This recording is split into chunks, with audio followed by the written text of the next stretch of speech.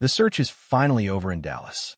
After weeks of interviews, speculation, and behind-the-scenes maneuvering, the Cowboys have reached the end of their defensive coordinator hunt, and they believe they've found not just an answer, but a potential long-term solution. The organization is in the process of finalizing a deal with Christian Parker, with both sides already in agreement on terms, setting the stage for Parker to become the fourth defensive coordinator in as many seasons for the Cowboys. That number alone tells you everything you need to know about the urgency of this hire.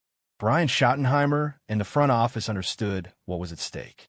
Defensive instability has plagued this team for years, and cycling through coordinators has created scheme changes, developmental setbacks, and a lack of identity. This time, the Cowboys cast a wide net, not just to fill a vacancy, but to ensure that when this deal becomes official, it's the last time they're conducting this search for quite some time. And in Christian Parker, they believe they've landed someone who can finally bring continuity, innovation, and accountability to the defensive side of the ball. At just 34 years old, Parker represents the new generation of NFL defensive minds, young, adaptable, and deeply connected to modern offensive trends. Most recently, he showcased his defensive acumen with the Philadelphia Eagles, where his work quickly drew league-wide attention during this coaching cycle. Several teams were interested. Opportunities existed elsewhere. But when it came time to choose, Parker elected to cross enemy lines and sign on with Dallas for 2026, and, in the Cowboys' hopes, far beyond. Sometimes, the best way to solve a problem is to study it from the inside. Schottenheimer clearly understands that reality.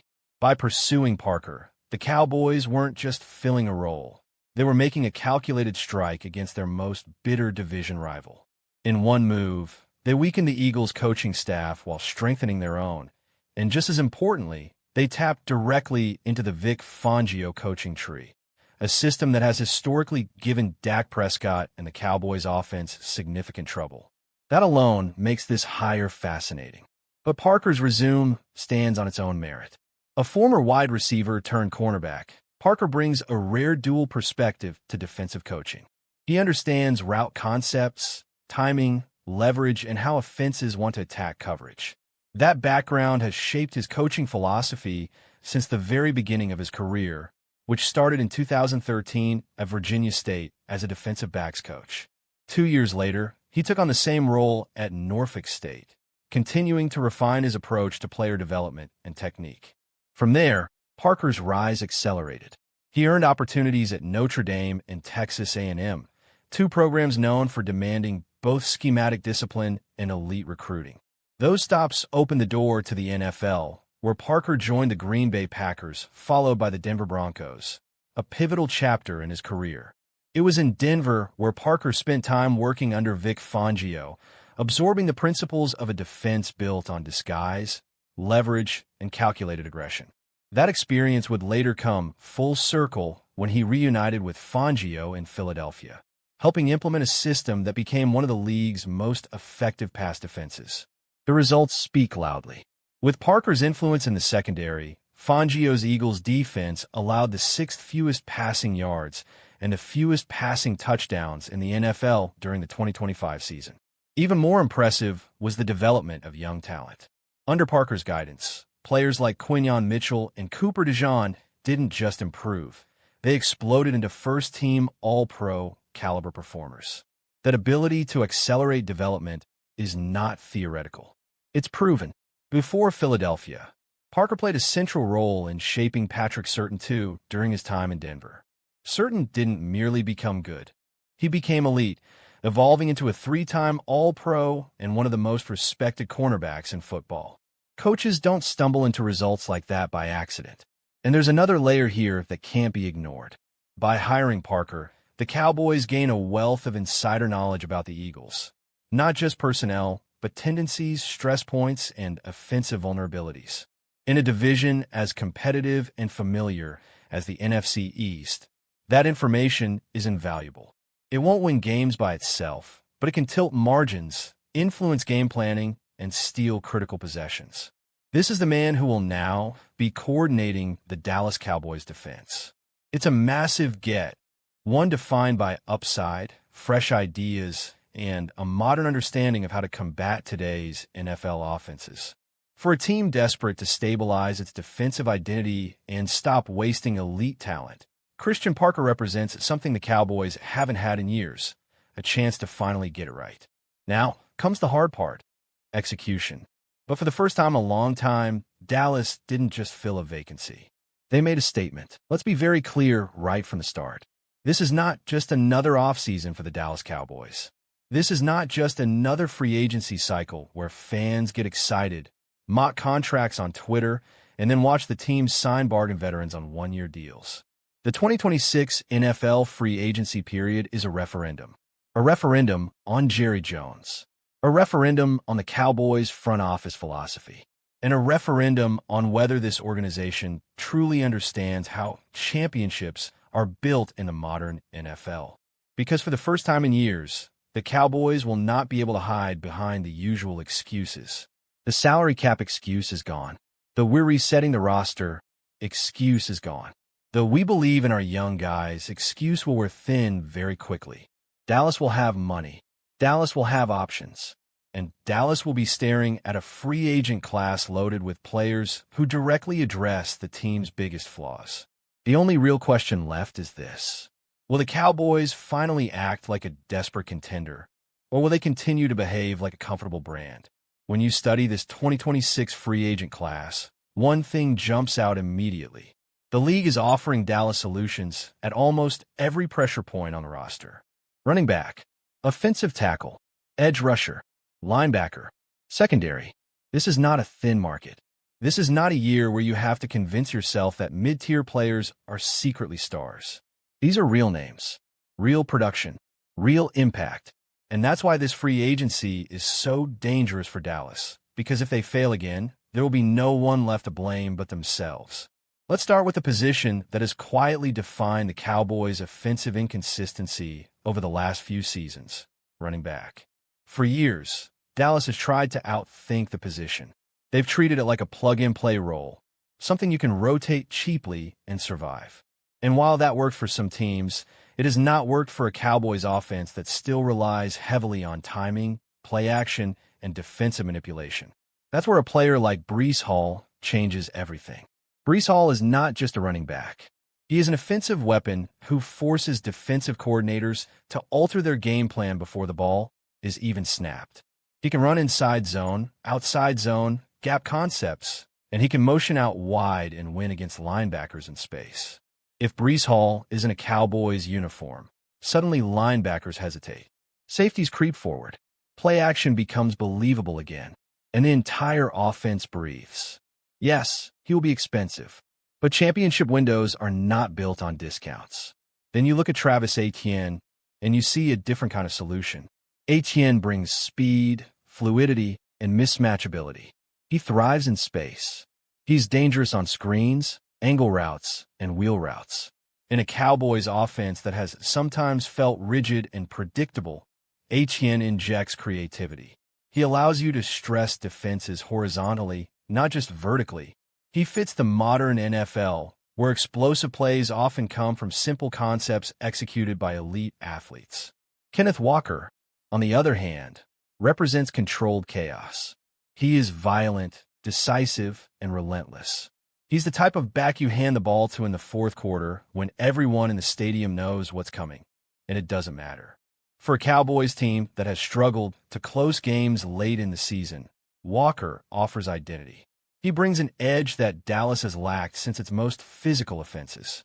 And then there are value options like J.K. Dobbins and Tyler Algier, backs who may not dominate headlines, but dominate contact. These are tone setters. These are players who make defenses feel every carry. For a front office that loves flexibility, this is where smart aggression can live. But offense does not survive without protection, and that brings us to one of the most uncomfortable truths about the Cowboys. The offensive line is no longer a strength. It's a question mark. This is why the 2026 free agent tackle class is critical. Braden Smith represents stability. He's not flashy, but he's reliable, powerful, and technically sound. He gives you competence at a premium position, something Dallas has taken for granted in the past. Jonah Williams offers versatility and experience. He's played in big games. He's seen elite pass rushers. He understands NFL trench warfare. For a team trying to protect its quarterback investment, that matters. Veterans like Cam Robinson, Trent Brown, and Kelvin Beachum all represent different levels of risk and reward. Brown brings size and power. Robinson brings athleticism. Beachum brings professionalism and experience. These are not long-term fantasies. These are real solutions to real problems. If Dallas ignores this position again, it won't be optimism. It will be negligence. Defensively, the conversation becomes even more urgent when you talk about pass rush. Championship defenses do not rely on hope. They rely on pressure. And this 2026 class is loaded with edge defenders who can tilt the field. Trey Hendrickson is relentless. He wins with effort, technique, and motor. He doesn't need perfect conditions to be effective. He creates chaos. Jaelan Phillips brings explosiveness and upside. He's the type of defender who forces offenses to slide protection, and that alone creates opportunities for everyone else. Then there are names that still carry fear: Khalil Mack and Joey Bosa. Yes, they're veterans. Yes, there are durability questions. But when healthy, they still command respect. And sometimes, respect is all you need to change how an offense plays. Add players like Kwity Paye, and suddenly Dallas has options. Real options. Not developmental hopes, immediate contributors. At linebacker, speed is the currency of the modern NFL, and this class delivers. Devin Lloyd, Quincy Williams, and Quay Walker all represent range, aggression, and sideline-to-sideline ability. These are linebackers who can survive in space, who can chase quarterbacks, who can close passing lanes. For a Cowboys defense that has been exposed by misdirection and athletic quarterbacks, this matters. Even value veterans like Alex Singleton and Eric Wilson offer intelligence and toughness, traits that don't always show up on the stat sheet, but win games in December. Finally, the secondary, the last line of defense, and often the difference between good teams and great ones. Corners like Jamal Dean, Alontae Taylor, Eric Stokes, Rick Woolen, and Greg Newsome too offer length, physicality, and scheme flexibility. These are not panic signings. These are players you build coverage plans around. At safety, names like Kam Curl, Jaquan Brisker, Reed Blankenship, Kobe Bryant, and Jalen Thompson give Dallas versatility.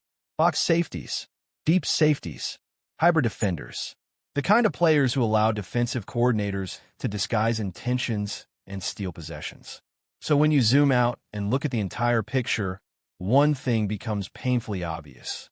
The 2026 free agent market is not the problem. The money will not be the problem.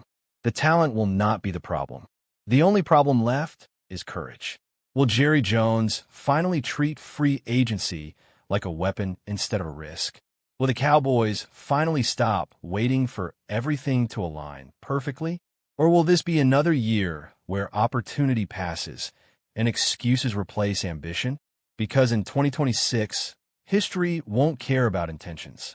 It will only remember decisions. The Dallas Cowboys are heading into one of the most important off-seasons in recent memory, and everything feels connected. Roster decisions, cap management, coaching changes, and long-term identity are all colliding at once. And that's why the conversation around George Pickens has become so fascinating. This isn't just about a wide receiver contract. It's about how Dallas wants to build, how patient they're willing to be, and whether they're ready to think creatively instead of emotionally. George Pickens is the biggest name the Cowboys have entering free agency, and that alone creates pressure. Elite receivers don't come cheap anymore, and Pickens is going to command a significant cap hit if Dallas lets this play out traditionally. The franchise tag is an obvious option, but tagging a receiver is no longer a neutral move. It locks up cap space, delays clarity, and sometimes creates tension with the player. That's why the idea of sign and trade has real merit here. It allows Dallas to control the asset while avoiding a long-term financial commitment they may not be fully comfortable with. If you step back and look at the league, there are several teams that believe they're one elite receiver away from legitimate Super Bowl contention. Those teams are usually aggressive, cap flexible, and willing to part with premium draft capital. Dallas Cowboys wire floated the idea that Pickens' value could be roughly equivalent to a pick in the low 20s, and when you look at the market, that actually feels realistic. Receivers of his caliber rarely become available in their prime, especially without injury concerns. Buffalo stands out immediately. The Bills are in win-now mode, and Josh Allen has been carrying an offense that lacks consistent explosiveness outside of its core weapons. A receiver like Pickens could stretch the field, win one-on-one matchups, and take pressure off Allen in critical moments. Buffalo also has the draft capital to make it work without crippling their future, which is exactly the kind of trade Dallas should be looking for. San Francisco is another intriguing possibility. The 49ers have been creative with their cap, aggressive with their roster, and unafraid to make bold moves. Adding Pickens to an already dangerous offense could push them over the top. And while they don't draft high, their ability to maximize late picks makes a trade more palatable. From Dallas' perspective, getting multiple picks while avoiding a massive extension is a smart long-term play. The Chargers make sense for similar reasons. They have a quarterback who needs more reliable weapons, a front office that understands urgency, and enough flexibility to absorb a receiver contract. New England is a different case entirely, but equally interesting. They're rebuilding, they have cap space, and they need a true offensive centerpiece. A deal involving Pickens could accelerate their timeline, especially if they believe they've solved their quarterback situation.